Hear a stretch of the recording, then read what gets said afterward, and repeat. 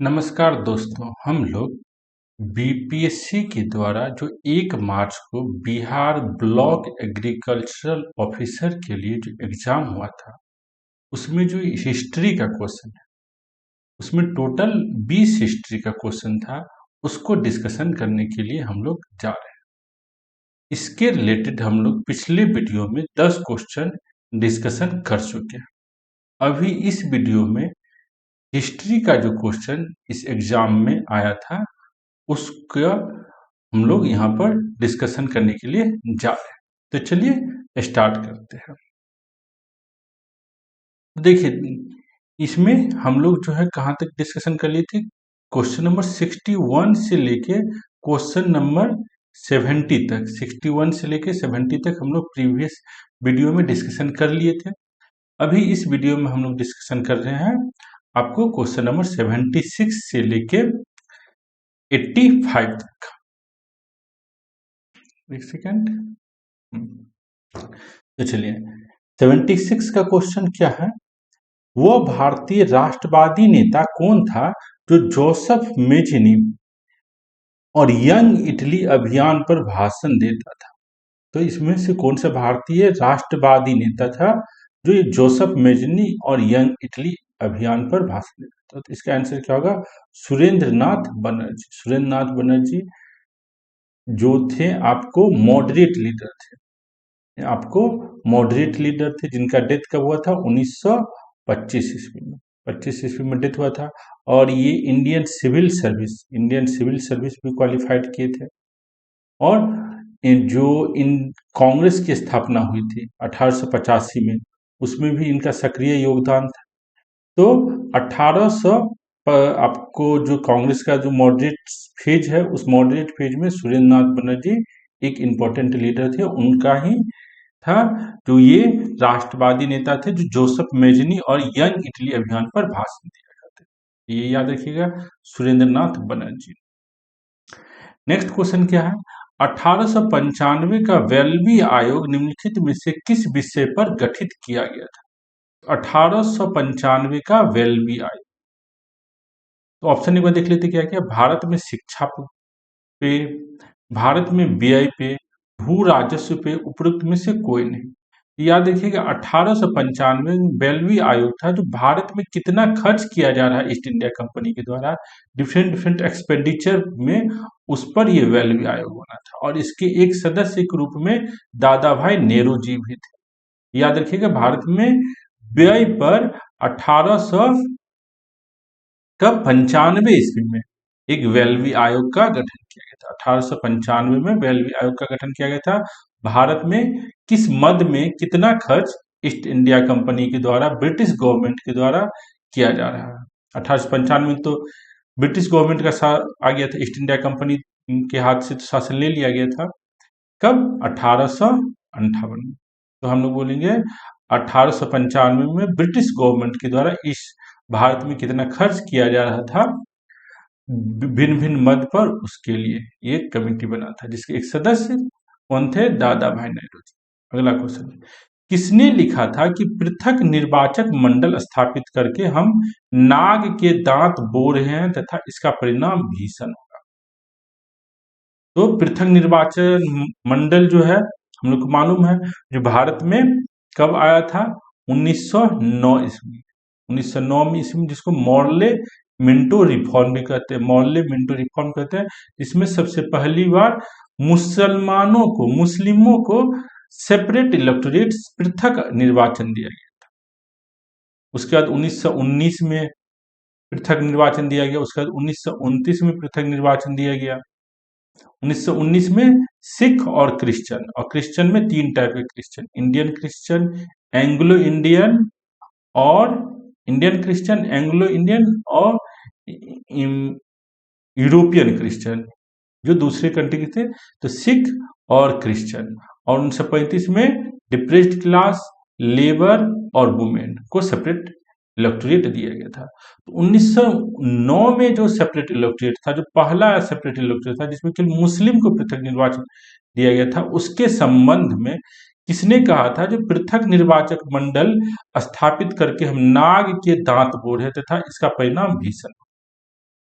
इसका आंसर जो है मॉर्ले, बहुत सारे बुक में, बहुत सारे रेफरेंस में मॉर्ले दिया गया है। कुछ कुछ जगह इसका आंसर मिंटो को भी दिया गया है। बीपीएससी इसका आंसर मिंटो दिया है, बीपीएससी इस क्वेश्चन का आंसर मिंटो दिया है। एक बार आपको दिखा देता हूँ 78 का आंसर क्या है। तो देखिए ये है 78 का, और ये 78 का आंसर क्या दिया गया, ए। तो बीपीएससी इसका आंसर क्या मान रहा है, जो मिंटो, लेकिन अलग अलग सोर्स में इसका आंसर मॉर्ले भी माना गया। एक बार 77 का देख लेते। 77 में हम लोग देखा था, 77 का क्या आंसर है, बी। और 76 का भी क्या है, बी। तो देखिए इसका तो हम लोग देखा था 76 का बी, सुरेंद्र नाथ बनर्जी।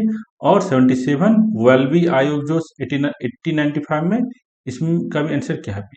तो ये दोनों में तो कोई कंफ्यूजन नहीं है। लेकिन ये जो आंसर है कि पृथक निर्वाचन आयोग के संदर्भ में बहुत सारी जगह पर क्या आंसर है, मॉर्ले, और बीपीएससी इसको क्या मान रहा है, मिंटो। तो ये थोड़ा सा कंफ्यूजन है, शायद बीपीएससी आंसर चेंज करे, हो भी सकता है और नहीं भी हो सकता। इस पर देखिए कहाँ कहाँ आपको थोड़ा सा डिफरेंस मैं दिखा देता हूँ, जो मॉर्ले को कहाँ कहाँ माना गया है। देखिए क्वेश्चन का आंसर दिखाता हूँ इसके संदर्भ में।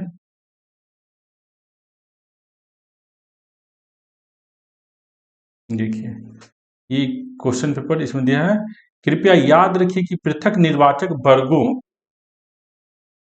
को मंजूरी प्रदान करके हम ड्रैगन के दांत को बो रहे हैं। कृपया याद रखिए कि पृथक निर्वाचक वर्गों की मंजूरी प्रदान करके हम ड्रैगन के दांत की बुआई कर रहे हैं, और उसकी उपज करबी ही होगी। ये कौन कर रहा है, मॉर्ले कर रहा है। एक क्वेश्चन पेपर में मॉर्ले की स्टेटमेंट दिया गया है। उसी तरीके से यहाँ भी देखिए, इसमें क्या लिखा है कि Morley secretary of state for India था, secretary of state for India था। ये जब लॉर्ड मिंटो कौन था, आपको वायसराय था 1905 से लेके 1910 तक भारत का वायसराय था।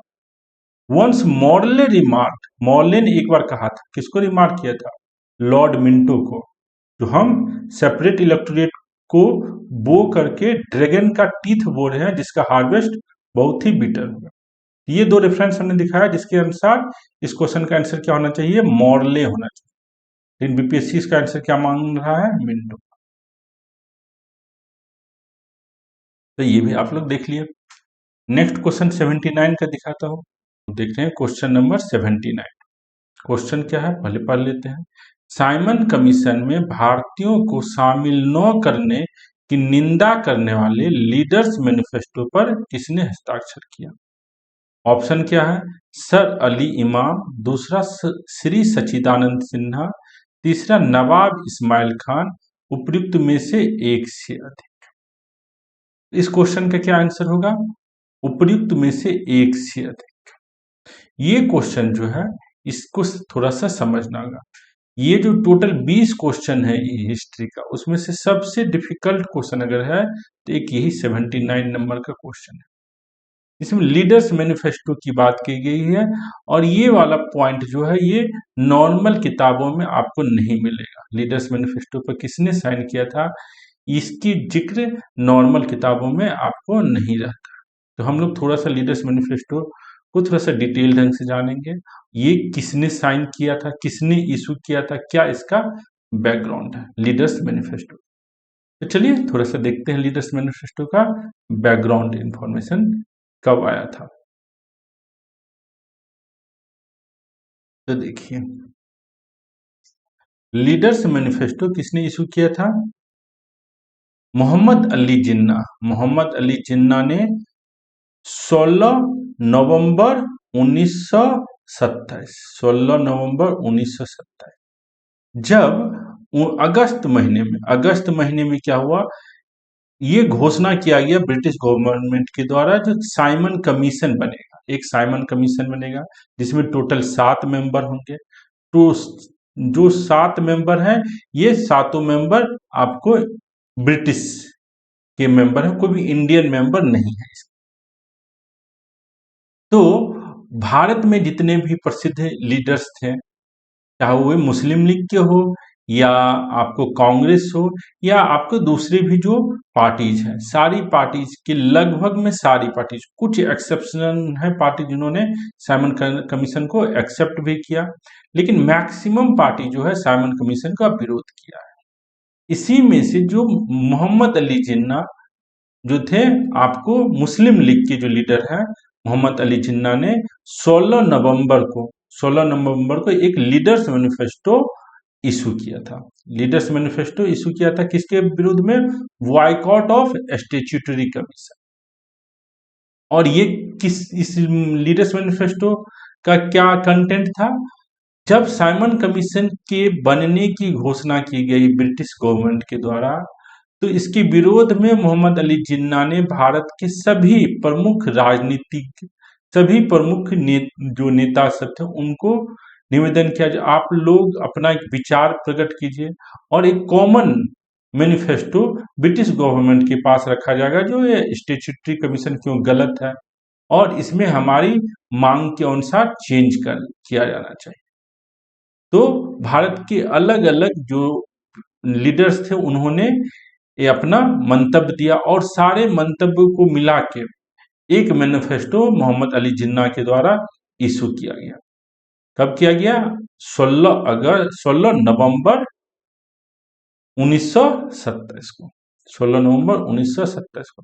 अभी साइमन कमीशन भारत आया भी नहीं। साइमन कमीशन कब आएगा? 1928 में साइमन कमीशन आएंगे। लेकिन जब साइमन कमीशन की बनने की बात हुई, उसी के दौरान आपको 16 नवंबर 1927 को लीडर्स मैनिफेस्टो इशू किया गया था।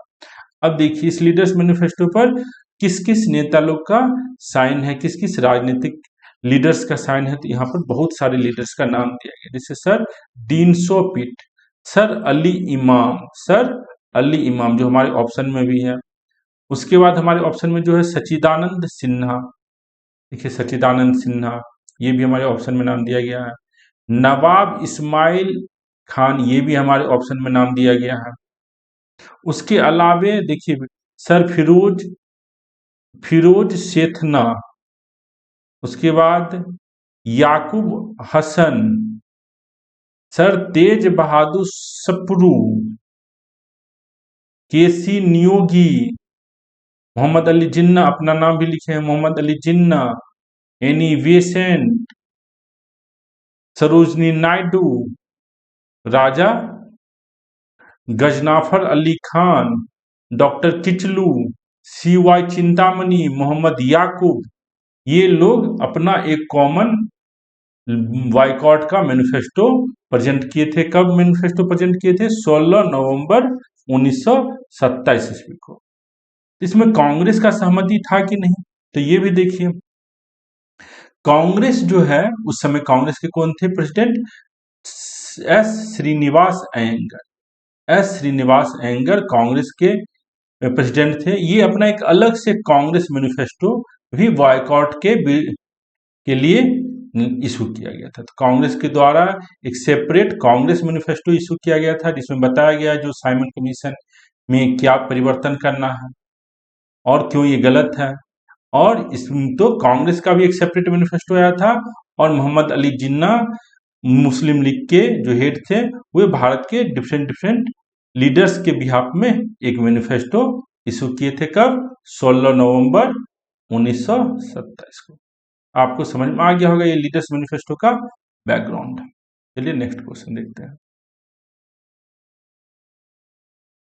नेक्स्ट क्वेश्चन है, भारत में सर्च लाइट समाचार पत्र के संपादक कौन थे बिहार में? नेक्स्ट क्वेश्चन क्या है? बिहार में सर्च लाइट न्यूज़पेपर के संपादक कौन थे? तो याद रखिएगा सर्च लाइट जो न्यूज़पेपर है बहुत ही इंपॉर्टेंट न्यूज़पेपर है बिहार का। आज़ादी के समय में जो है आपको सिविल डिसोबीडियंस मूवमेंट और सहयोग आंदोलन, क्विट इंडिया मूवमेंट, भारत छोड़ो आंदोलन, इस सब के समय सर्च लाइट न्यूज़पेपर जो है बहुत ही भारत के और बिहार की खास करके जो नेता लोग थे उनके माउथ पीस था और सम भारतीय और बिहार के लोगों को एकजुट करने के लिए ये सर्चलाइट न्यूज़पेपर बहुत ही ज़्यादा न्यूज पब्लिश करते थे और ये सर्चलाइट न्यूज़पेपर है। इसके फाउंडर कौन थे? तो सच्चिदानंद सिन्हा और डॉक्टर राजेंद्र प्रसाद माना जाता है। कब ये स्टार्ट हुआ था सर्चलाइट न्यूज़पेपर? तो ये सर्चलाइट न्यूज़पेपर स्टार्ट हुआ था 1918 में। और इसके सबसे प्रसिद्ध जो एडिटर है उसका क्या नाम है? मुरली मनोहर प्रसाद। इसके प्रसिद्ध एडिटर का क्या नाम है? मुरली मनोहर प्रसाद। थोड़ा सा देख लेते हैं इसका अभी बैकग्राउंड। तो देखिए, सर्चलाइट न्यूज़पेपर जो है, इसके पहले जो फर्स्ट एडिटर है सैयद हैदर हुसैन और सेकंड महेश्वर प्रसाद। महेश्वर प्रसाद और सैयद हैदर हुसैन। और उसके बाद मुरली मनोहर प्रसाद इसके लॉन्गेस्ट सर्विंग एडिटर बने थे। इसका आंसर क्या हो जाएगा? मुरली मनोहर प्रसाद। ये सर्चलाइट न्यूज़पेपर पर क्वेश्चन 2-3 बार बीपीएससी पूछ चुका है, तो आपको याद रखना होगा। सर्चलाइट न्यूज़पेपर सच्चिदानंद सिन्हा और राजेंद्र प्रसाद के द्वारा स्टार्ट किया गया 1918 का ये न्यूज़पेपर है। इस पर देखिए, ये 1918 में पहले सप्ताह में 2 बार निकलता था, बाय वीकली था। उसके बाद 1920 में ट्राई वीकली होने लगा 3 बार। 1930 में ये डेली निकलने लगा था। पहले केवल ये इंग्लिश न्यूज़पेपर था। 1941 से ये हिंदी न्यूज़पेपर भी हो गया था। और इसके सबसे फेमस जो एडिटर थे मुरली मनोहर प्रसाद थे, जिसके खिलाफ बहुत बार सरकार के द्वारा केस भी किया गया था। सरकार के द्वारा इस पर जुर्माना भी लगाया गया था। तो ये है सर्चलाइट न्यूज़पेपर, बिहार का सबसे फेमस न्यूज़पेपर स्वतंत्रता संग्राम में जिन्होंने सहयोग किया था। तो ये है। चलिए नेक्स्ट क्वेश्चन देखते हैं। नेक्स्ट क्वेश्चन है, किस अधिनियम के द्वारा राजकीय शक्ति कंपनी से ताज को हस्तांतरित किया गया? तो गवर्नमेंट ऑफ इंडिया का जो एक्ट है 1858, गवर्नमेंट ऑफ इंडिया एक्ट 1858 का जो है उसके द्वारा ये 1858 में जो ईस्ट इंडिया कंपनी की जो शक्ति थी वो किसको हस्तांतरित किया गया? ब्रिटिश पार्लियामेंट को हस्तांतरित किया गया, क्राउन को हस्तांतरित किया गया। और इसी के तहत क्या हुआ? जो बोर्ड ऑफ कंट्रोल और board of directors, board of control और बोर्ड ऑफ डायरेक्टर्स जो ईस्ट इंडिया कंपनी को कंट्रोल कर रहा था उसको बंद कर दिया गया और एक नया office secretary of state for India, secretary of state for India बना। इंडिया में एक नया पोस्ट बना, वायसराय का पोस्ट बना। तो इसका आंसर क्या हो जाएगा? 1858 सी। इसका क्या आंसर है? बी। 79 का क्या आंसर है? डी। एक बार चेक कर लेते हैं सारा आंसर हम लोग। देखिए 79 का क्या है? डी। 80 का क्या है? बी। 81 का क्या है? सी। हम लोग 78 का देखे थे ना। देखिए 78 का तो इसमें मिंटो माना गया है, ये हम लोग डिस्कशन पहले ही कर चुके हैं। 79 का डी, 80 का बी और 81 का सी। 81 का सी है, 81 का यहाँ पर आपको सी है। ठीक है, नेक्स्ट क्वेश्चन देख रहे हैं। किस घटना की तुलना सुभाष चंद्र बोस ने नेपोलियन के एल्बा से पेरिस लौटने से की है? जो नेपोलियन 1814 ईस्वी में एल्बा से पेरिस लौटा था। 1814 ईस्वी में नेपोलियन कहाँ से लौटा था? एल्बा से पेरिस लौटा था। ये वर्ल्ड हिस्ट्री की घटना है, नेपोलियन का किस तरीके से डाउनफॉल हुआ है उसमें हम लोग पढ़ते हैं। जो नेपोलियन हार गया था उसको एल्बा में रखा गया था यूरोपियन के लीडर्स के द्वारा। तो ये वहां से लौट आया था पेरिस 1814 में और फिर 1 साल के लगभग में ये फिर राजा बना 1815 में। तो ये इंपॉर्टेंट था। एल्बा से पेरिस नेपोलियन लौटा था कब? 1814 के पास। 11 महीने एल्बा में रहने के बाद ये लौटा था। इस घटना को महात्मा गांधी की नमक यात्रा से कनेक्ट किए हैं। कौन किए हैं? सुभाष चंद्र बोस। तो याद रखिएगा, जो नेपोलियन का एल्बा से पेरिस लौटने की घटना जो 1814 की है, इसकी तुलना सुभाष चंद्र बोस ने महात्मा गांधी की नमक यात्रा से किया। जिस तरीके से नेपोलियन की एल्बा से पेरिस लौटने की घटना एक प्रेरणा का काम किया, एक परिवर्तन का काम किया, पेरिस और पूरे यूरोपियन कंट्री में। उसी तरीके से जो महात्मा गांधी का 1930 का जो नमक का जो आंदोलन था, जिसको नौ जिसके बाद सिविल डिसोबीडियंस मूवमेंट स्टार्ट हुआ है, सिविल डिसोबीडियंस मूवमेंट और सहयोग आंदोलन स्टार्ट हुआ है, और एक नया रूपरेखा भारतीय आंदोलन को, स्वतंत्रता संग्राम के आंदोलन को मिला। इसकी तुलना सुभाष चंद्र बोस ने की है किससे? महात्मा गांधी की नमक यात्रा से, नेपोलियन की एल्बा से पेरिस लौटने की घटना। नेक्स्ट क्वेश्चन देखते हैं। किस तिथि को मुस्लिम लीग ने प्रत्यक्ष कार्यवाही दिवस मनाया है? तो मुस्लिम लीग ने प्रत्यक्ष कार्यवाही दिवस कब मनाया है? 16 अगस्त 1946। याद रखिएगा, प्रत्यक्ष कार्यवाही दिवस, डायरेक्ट एक्शन डे कब मनाया गया था? 16 अगस्त। इसमें से कोई भी 16 अगस्त नहीं है, 46 है। 16 अगस्त है, लेकिन ये 45 का डेट है। ये 26 अगस्त 1946 तो गलत है। ये उपयुक्त में से कोई नहीं इसका आंसर। क्या था इसका बैकग्राउंड? तो डायरेक्ट एक्शन डे, प्रत्यक्ष, जब कैबिनेट मिशन आया भारत 1946 में, और मुस्लिम लीग का जो डिमांड था इंडिया को पार्टीशन करने का, एक सेपरेट कंट्री मुस्लिमों के लिए जो मुस्लिम लीग का डिमांड था, ये जब कैबिनेट मिशन के द्वारा नहीं माना गया, तो एक सेपरेट कंट्री के डिमांड के फुलफिलमेंट करने के लिए, अपनी डिमांड को मनवाने के लिए मोहम्मद अली जिन्ना और बंगाल के लीडर्स जो है डायरेक्ट एक्शन डे की घोषणा किए थे। कब? ये 16 अगस्त 1946, जिसके तहत बेसिकली बंगाल में बहुत ही ज्यादा लोगों की हत्या हुई, मौत हुई, जिसके लिए कांग्रेस मुस्लिम लीग को जिम्मेदार ठहरा रहा था और मुस्लिम लीग कांग्रेस को जिम्मेदार ठहरा रहा था।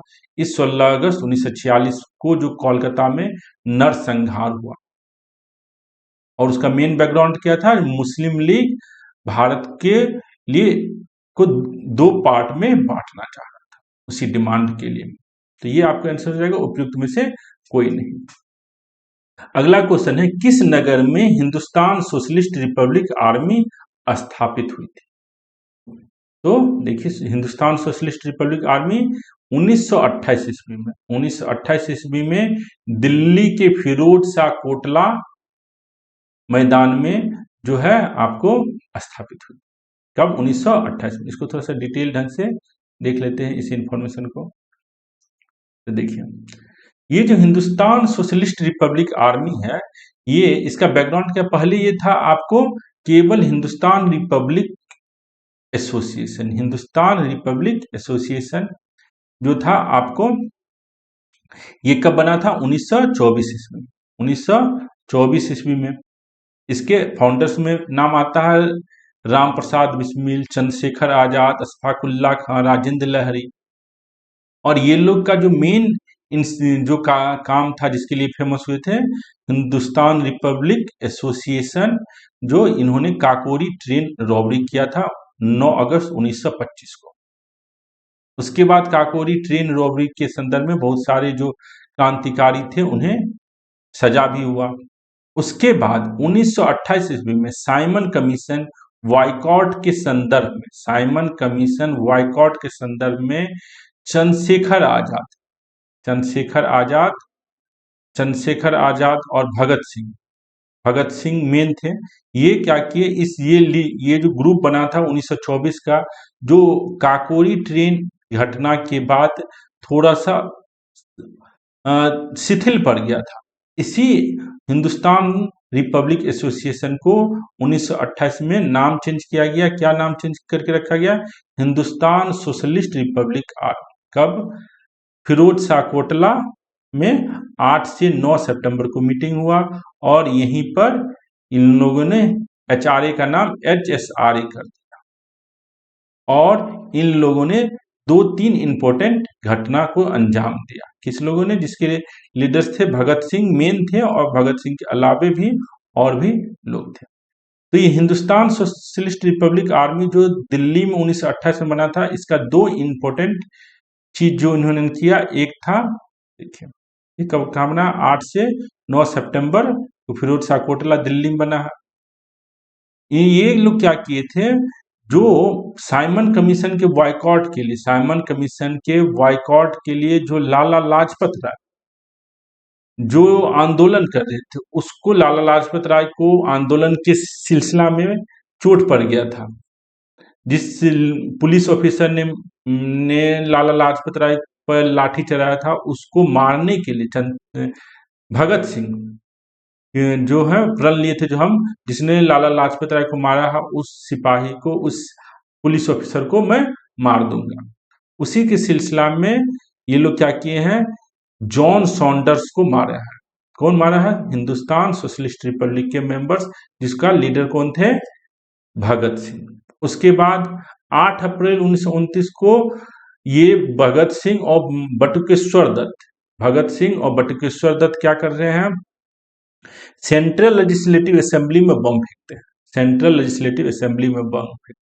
हिंदुस्तान सोशलिस्ट रिपब्लिक आर्मी जो 8 से 9 सितंबर को फिरोज शाह कोटला दिल्ली में स्थापित होता है, साइमन कमीशन के विरोध में, ये मेनली साइमन कमीशन के विरोध में ही ये फॉर्म होता है।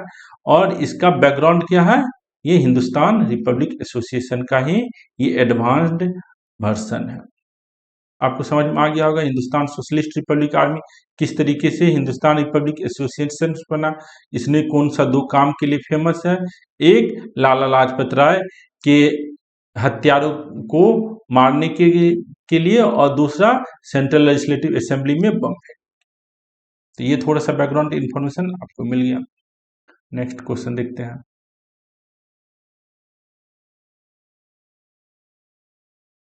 नेक्स्ट क्वेश्चन जो है, नेक्स्ट क्वेश्चन है, आखिरी क्वेश्चन है इस कोर्स का। किस वर्ष मुजफ्फरपुर का बम कांड हुआ था? किस वर्ष मुजफ्फरपुर का बम कांड हुआ था?